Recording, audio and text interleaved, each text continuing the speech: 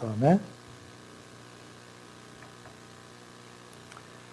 이제 주식에 대해서 살펴봤지 않습니까? 이제 채권에 대해서 살펴보겠어요. 채권도 역시 구입하면은 채권자로서의 법적 지위를 갖게 돼요. 채권자로서의 법적 지위가 뭔데? 바로 채권 발행 주체에 대한 권리입니다. 어떤 권리냐? 이자 지급 청구권, 이자를 달라라고 하는 것과 원금 상환 청구권. 만기가 됐으면 원금을 줘야 될 거 아니야. 그래서 원금을 상환할 수 있는 청구권을 얘기합니다.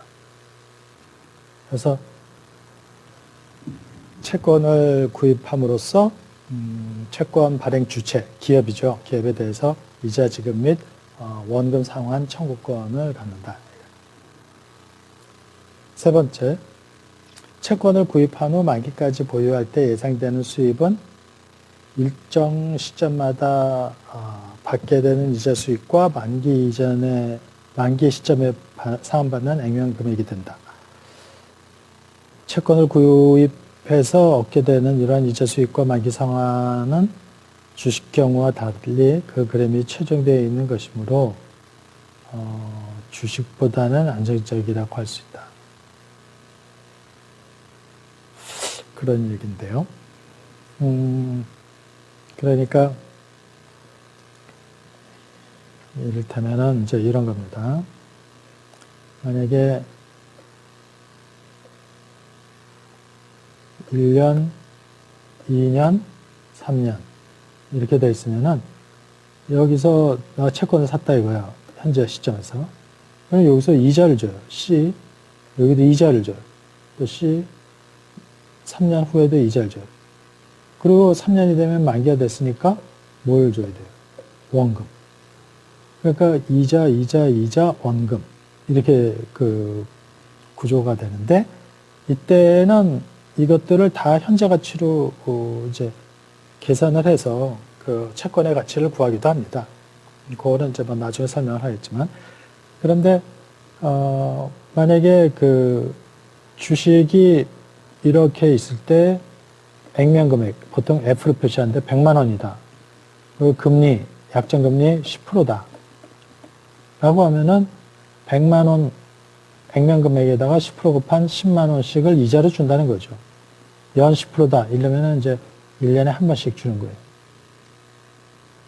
그래서 이때 10만 원 들어오고, 이때 10만 원 들어올 거고, 이때에 10만 원에다가 F, 원금 100만 원에서 110만 원 들어올 거다라는 것이 이제 확정돼 있죠. 그래서 주식은 그렇지 않잖아요. 주식은 배당을 얼마를 받게 될지, 주가가 어떻게 될지 모른단 말이에요. 그래서 그거는 불확실하다고 하고, 채권은 굉장히 주식보다 안정적이라고 말할 수 있는 거죠.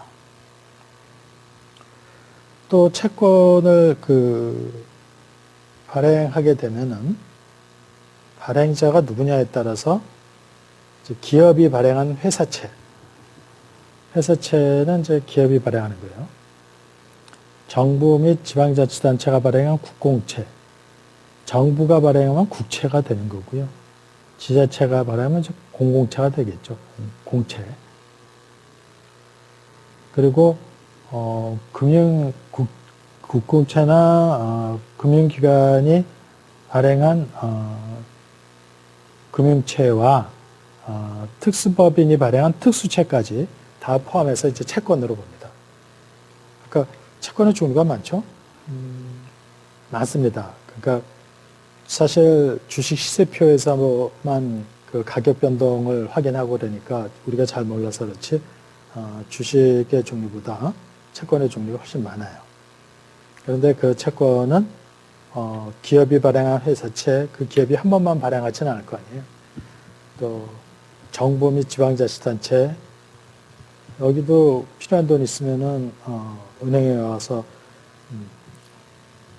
자금을 조달하게 되는 그런 구조가 되는데, 그러니까 정부가 발행하는 그 국공채, 그리고 국채, 그리고 지방자치단체가 발행하는 공채, 그 금융기관이 발행하면은 이제 금융채라고 하고요.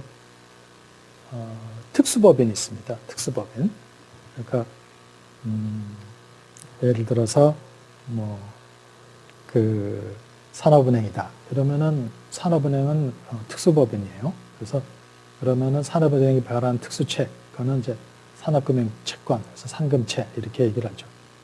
이렇게 누가 발행하느냐에 따라서 종류가 채권은 여러 가지가 있습니다. 기본적으로 채권이 주식보다 안정하긴 하지만 채권도 회사가 망하면은 원금 이자 못 주는 거죠. 만약에 그렇게 되면은 사람들은 회사채를 안 사려고 할 거 아닙니까? 그러면은 회사는 우리 자금을 조달을 하기 위해서 우리 회사채를 발행해야 되는데 그럼 어떻게 할까? 사람들은 우리 회사를 믿질 않고 그러면 이제 금융기관에 가서 이제 보증을 얻어요. 그래서 신한은행 가서 야, 우리가 회사채를 발행하려고 하는데 너희가 발행에 대해서 보증을 해주라. 만약에 우리가 못 갚으면은 너희들이 갚는다고 해주라. 우리 근데 갚을 수 있다. 이래요. 그러면은 이제 신한은행은 그걸 보고 이 회사가 충분히 갚을 수 있다. 이러면은 이제 보증 수수료를 받고 보증을 서줘요. 그러면 그 회사가 발행한 채권이 보증사채가 되는 거죠. 만약에 그렇게 보증을 안 해주면 무보증사채라고 하는데 아무래도 보증사채가 사람들한테 인기가 더 높으니까 비싸죠. 우리나라는 옛날에 보증사채가 주류였는데 IMF 아시아 외환위기 있고 난 다음에는 금융기관들이 다 망하니까 보증서 주는 게 의미가 없었어요. 그러다 보니까 아예 이제는 무보증사채가 일반적으로 거래되는 그런 채권이 되어 있습니다.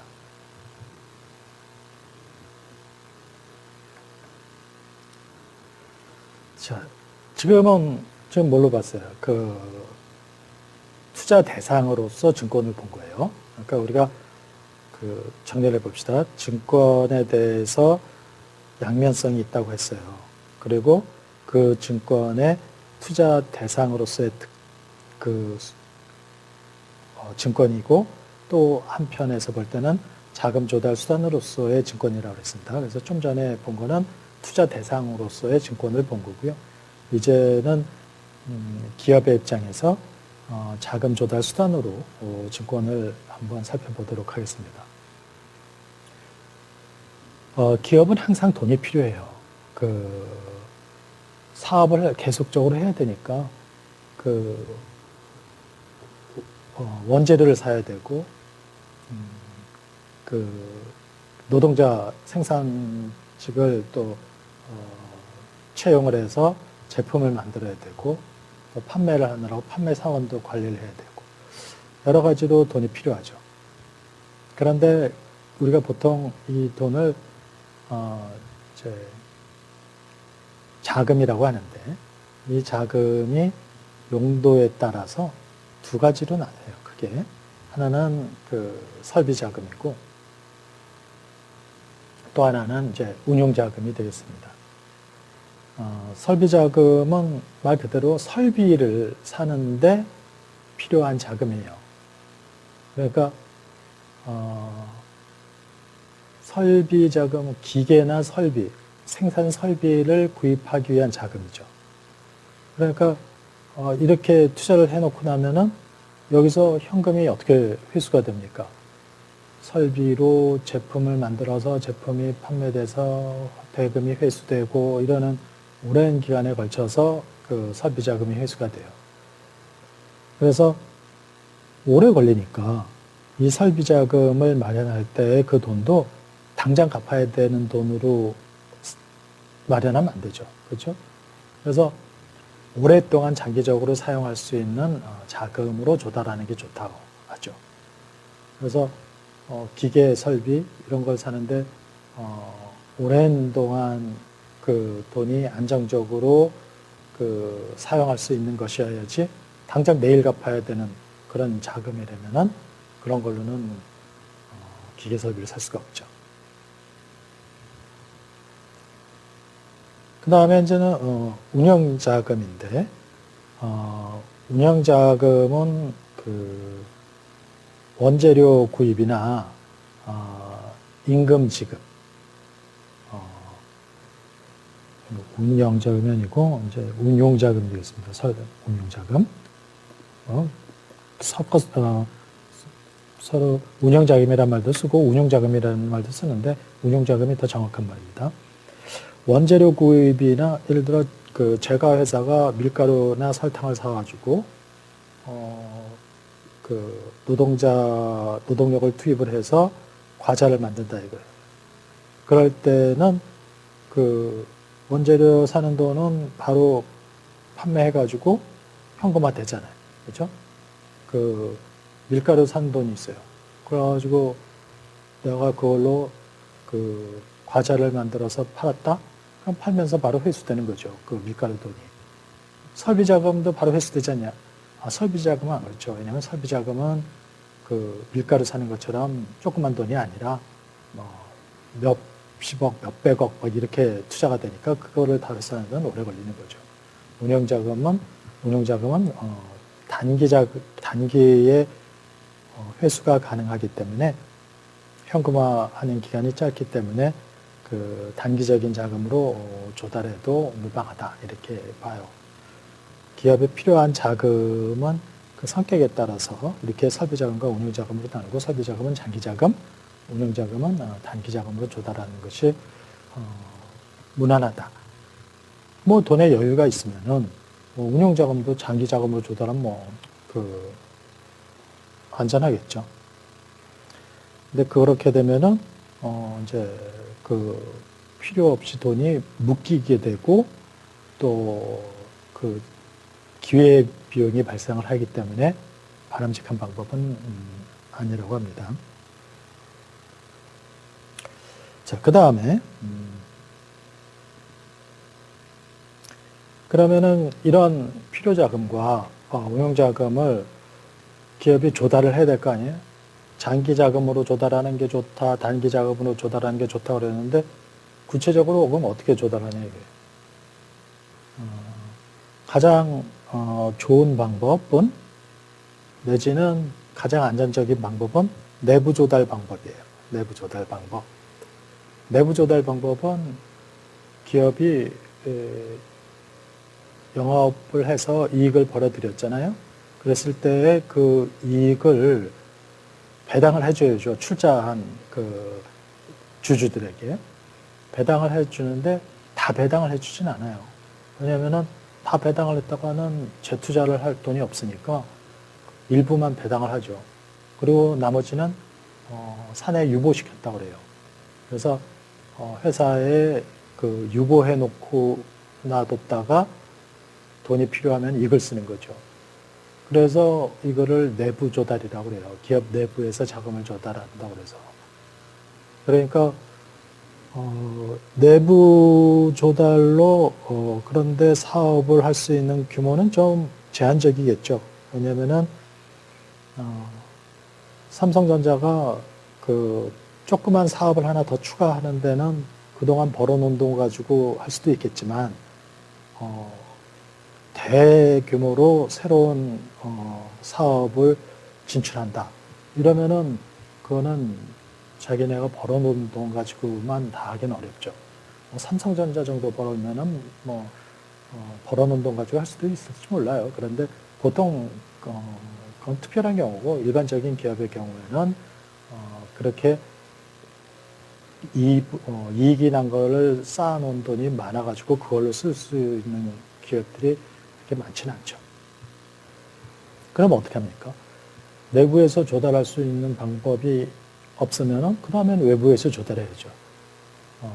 그래서 외부에서 그렇게 조달할 때는 그럼 어떻게 하냐? 여러 가지 방법이 있어요. 그 중에서 금융기관으로부터 차입금을 조달할 수 있어요. 은행에 가서 돈을 빌려달라 해서 돈을 조달할 수 있어요. 또 하나는 증권을 발행할 수가 있어요. 증권을 발행을 하면은 증권이 뭐가 있습니까? 주식하고 채권이 있잖아요. 그러니까 주식을 발행을 해서 투자 자금을 모을 수도 있고 또 회사채를 발행할 수도 있어요. 회사채를 발행을 하면은 거기서 돈을 빌리는 거나 마찬가지가 되는 거죠. 차용 증서 채권을 주는 대신. 그래서 이런 방법은 기업 외부에서 자금을 조달한다고 해서 외부 조달 방법이라고 그래요. 외부 조달 방법. 그러면은 크게는 내부 조달, 외부 조달 이렇게 돼 있다 이거예요. 그러면은 외부 조달에서도 그 두 가지로 또 분류를 해요. 어떻게 분류하냐면은 직접 금융과 간접 금융으로 구별을 해요. 이거는 또 무슨 말이냐? 그거는 이제 그 돈을 빌려주는 자본주에게 직접 돈을 빌리면은 직접 금융이 되는 거고요. 아니고 중간에 금융기관을 통해서 조달하게 되면은 간접 금융이 되는 거예요.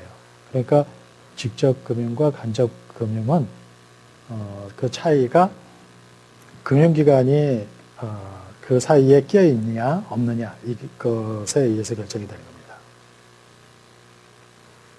그래서 직접 금융은 기업이 직접 증권시장에 주식이나 사채를 발행해서 회사채겠죠. 회사채를 발행해서 일반 투자자들로부터 자금을 조달하는 방식. 그게 바로 이제 직접 금융이 됩니다. 직접 금융. 그러니까 여기에 기업이 있고요. 여기에 자금을 제공하는 자금 제공자가 있는데 직접 이루어지는 것이 바로 이제 직접 금융이고, 근데 자금 제공하는 사람이 이렇게 안 하고 은행에다가 돈을 갖다 예금을 했어요. 예? 그런데 기업이 이 은행에서 돈을 빌려갔다 이거예요. 그러면은 요거는 간접 금융이 되는 거죠. 그러니까 이쪽은 직접 금융, 이쪽은 간접 금융이 되는 거예요. 그래서 간접 금융에서는 은행이나 제2금융권 그런 그 금융기관에서 장단기 차입금을 조달하는 방식이에요. 그러니까 투자자가, 자금 제공자가 금융기관에 맡긴 예금을 건네는 방식으로 자금이 기업에게 돌아가기 때문에 그걸 간접금융이라고 합니다. 간접금융.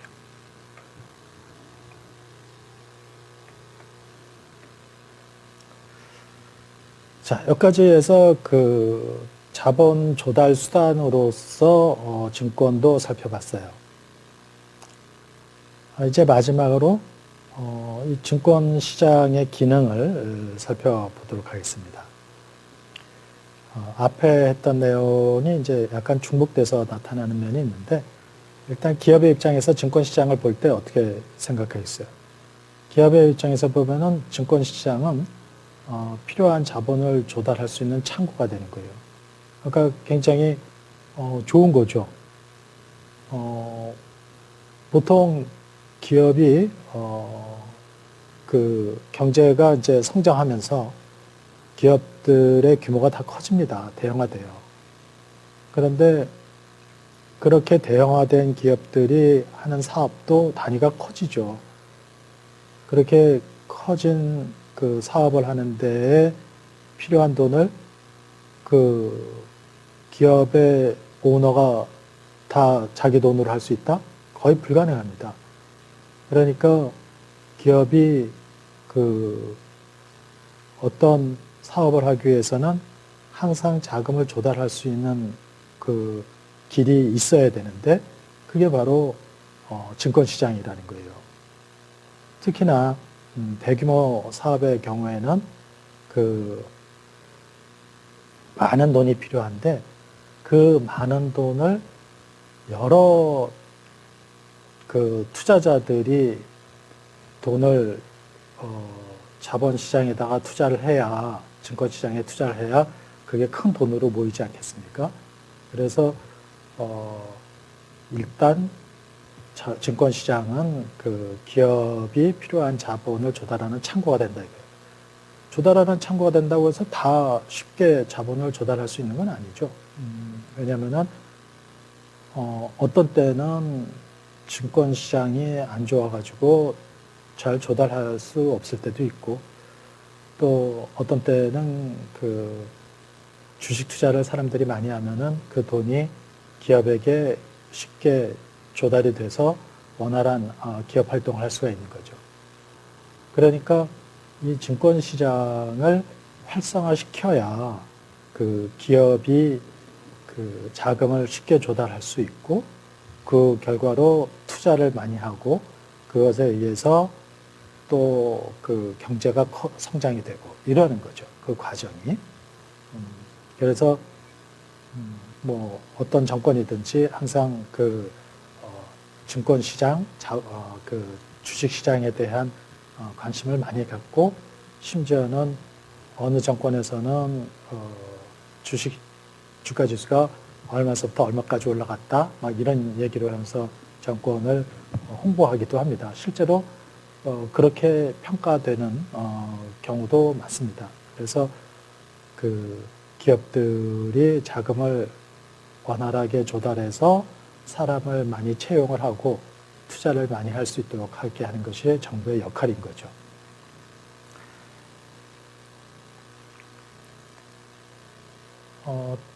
반면에 그 투자자의 입장에서 보면은 증권 시장은 자산 운용의 장소가 됩니다.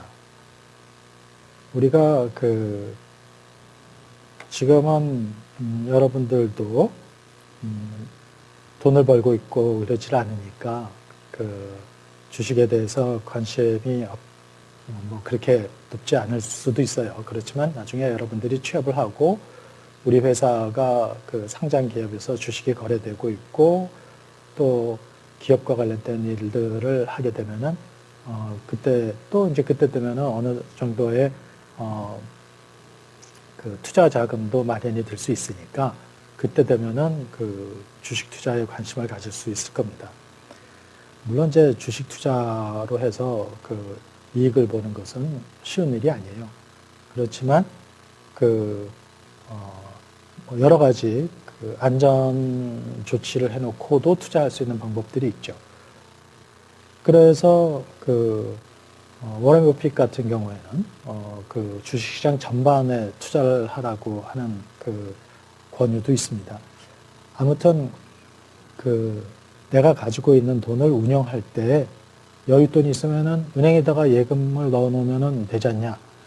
그거는 옛날에 금리가 높을 때는 좋은데 지금처럼 금리가 뭐 2%도 안 되고 이러면은 그 재산을 운용하는데 별로 그 효과적이지 못하다 이거예요. 그러다 보니까 주식 시장을 활용을 하면은 성과를 낼 수 있지 않냐. 실제로 옛날에 그 돈을 가지고 예금을 하는 방법과 주식에 투자하는 방법과 또 부동산에 투자하는 방법 이렇게 해가지고 그 비교 분석을 했다는 거예요. 그런데 순서는 그 부동산이 1등이었고 주식이 2등이었고 예금은 3등이었다는 겁니다. 똑같은 금액을 가지고 투자를 했으면은. 그러니까 실제로 근데 이제 부동산 투자는 그 상당히 투자 금액도 커야 되고 또 그 여러 가지 그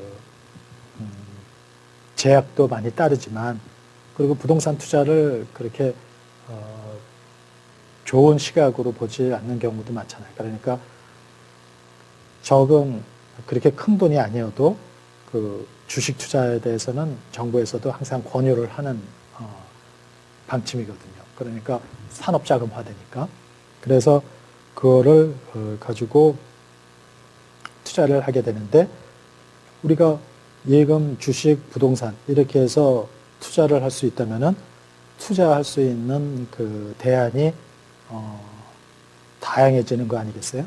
그래서 그 투자자 입장에서 증권 시장을 자산 운용의 장소로 활용을 할 수 있다는 것은 그 좋은 측면이 된다라는 걸 얘기하는 겁니다. 또 정부의 입장에서는 그 증권 시장을 이용해서 정부의 재정 정책이나 금융 정책을 실현하는 수단으로 활용할 수가 있습니다. 그러니까 정부가 하는 일은 이제 크게 두 가지예요. 그 재정 정책하고 그다음에 금융 정책. 재정 정책은 세금 걷어들여 가지고 그 세금으로 정책을 집행하는 거고요. 금융 정책은 시장에 있는 그 통화량을 조절해 가면서 그 경기를 활성화시키기도 하고 너무 그 뜨거워지면은 좀 진정시키기도 하고 이러는 것이 바로 이제 금융 정책이 되겠습니다. 그런데 정부가 그 세금이 부족해가지고 지자체도 마찬가지고 그래서 부족해가지고 세수를 그 보충을 해야 되는 경우가 있어요. 그러면은 정부도 채권을 발행을 해야죠. 그래서 그런 재정증권을 발행하면은 그 세수 부족한 거를 대신 채웠다가 그 세금이 많이 걷어져 가지고 좀 여유가 있을 때는 다시 파는 거죠. 그러면은 재정증권을 상환을 하는 거고. 그렇게 함으로써 이제 정책 수행에 필요한 자금을 조달하거나 운용을 할 수가 있다 이겁니다. 또 중앙은행이 그 금융정책을 수행을 하는 데 있어서 증권시장을 통해서 공개시장 조작으로 금융정책을 수행할 수 있어요. 공개시장 조작이라는 것은 이제 오픈 마켓 오퍼레이션이라고 그래요. 오픈 마켓 오퍼레이션이라고 하는데 그거는 시중에 이제 통화량이 너무 많다라고 판단이 되면은 그러면은 이제 통화량을 줄여야 되겠다 생각을 하면은 중앙은행이 그 자기가 그 증권을 발행을 합니다. 중앙은행에 증권 발행을 해요. 그래서 뭐 통화안정증권이라고도 하고 또는 중앙은행이 가지고 있는 증권을 매각을 해요. 그러면은 사람들이 그걸 사면서 돈이 시중 통화량이 중앙은행으로 들어가잖아요. 그러면 시중 통화량이 줄어들죠. 반대로 그 시중 통화량이 너무 적다. 그러면은 시중에 돈을 풀기 위해서 증권시장에 있는 증권을 중앙은행이 다 매수를 해요. 매입을 해요. 그러면은 증권은 중앙은행으로 들어왔지만 돈이 시중으로 풀리니까 통화량이 많아지고 금리가 낮아지고 그래서 이제 경기가 활성화되는 방법으로 이런 그 공개시장 조작을 하죠. 그러니까 그래서 이렇게 돈을 그 증권을 매입하면서 돈을 푸는 것을 양적 완화 정책이라고 해요. 그래서 2008년 금융위기 있고 난 다음에 많은 국가들이 통화량을 많이 늘리면서 공급을 하면서 그 경기를 활성화시키는 그런 정책을 취했습니다. 소득 분배의 측면에서 봅시다.